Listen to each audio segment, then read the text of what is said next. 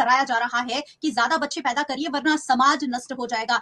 महेश जी, आपके पास वापस आती हूँ। आरएसएस और बीजेपी के जो बयान है मिल क्यों नहीं रहे हैं? सरकार जो है भारतीय जनता पार्टी की अलग अलग राज्यों में लगातार ये प्रमोट कर रही है कि 2 से ज्यादा बच्चे अगर होते हैं तो आपको ये सुविधाएं नहीं मिलेगी। यहाँ तक कि पॉलिटिक्स में, जैसे राजेश जी ने बताया कि आपको वहां पर भी चांस नहीं मिलता है अगर 3 बच्चे होते हैं तो ये जो बयानबाजी हो रही है, क्या ये विरोधाभासी नहीं है आरएसएस और बीजेपी के बीच?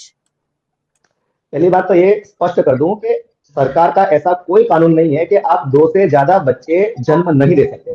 अगर किसी नगर पालिका या फिर सरपंच के चुनाव में अगर आपको खड़े होना है और वहां पे सिर्फ 2 बच्चे का प्रावधान है तो वो एक सरपंच के कैंडिडेट के लिए है, ना कि समग्र समाज के लिए। तो सरकार अपना खुद का काम करे, जो उनके पास डेटा है उसके हिसाब से, और सरकार आएगी जाएगी, ये नियम वही नहीं रहेंगे।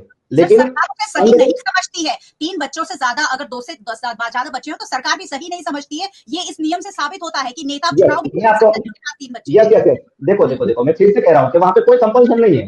अगर किसी को सरपंच लड़ना है तो वहां पे 2 बच्चे वाला रूल लागू है। अगर नहीं लड़ना है, मैं एक आम इंसान हूँ, मुझे कोई स्वराज का चुनाव नहीं लड़ना है, तो फिर मेरे लिए वो नियम नहीं है।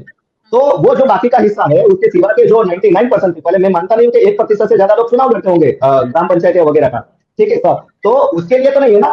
बाकी के 99% के लिए क्या वो कानून लागू है? क्या कंपल्सरी? तो बाकी के लोगों को 2 से ज्यादा बच्चे पैदा करने चाहिए अगर आपको चुनाव लड़ना है। देखो यहाँ पे आप दो चीज आप समझ लो।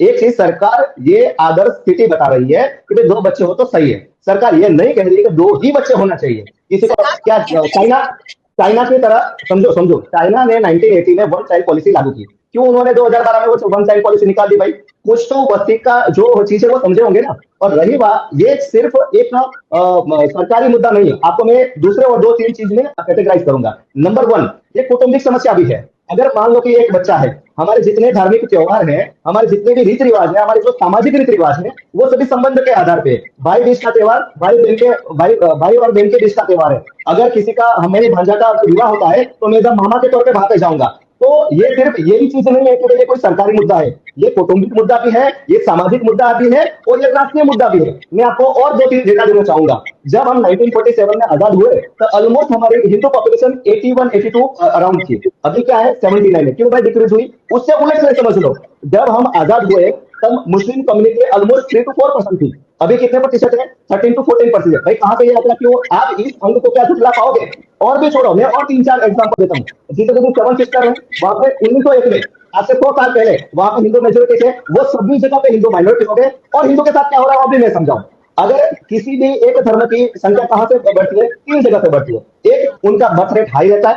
2, वो धर्मांतरण करवाते हैं। 3, वो शरणार्थी बुलाते हैं। ये 3 में से एक में भी हिंदू आगे नहीं है, ठीक है? तो अब आप समझाओ, यहाँ पे हिंदुओं का धर्मांतरण भी हो रहा है, यहाँ पे हिंदुओं का बर्थ रेट भी डाउन है, और फिर भी आप ये कहो कि भाई ये क्यों जागरण कर रहे हैं? राष्ट्रीय स्वयंसेवक संघ, सरकार आएगी जाएगी, वो सामाजिक जागरण का काम कर रहे हैं। और ये बयान जो भी है वो सामाजिक जागरण के हेतु बयान है, ना कि कंपल्सन है। सामाजिक जागरण होगा, और ये बयान एकदम फॉर्मली है।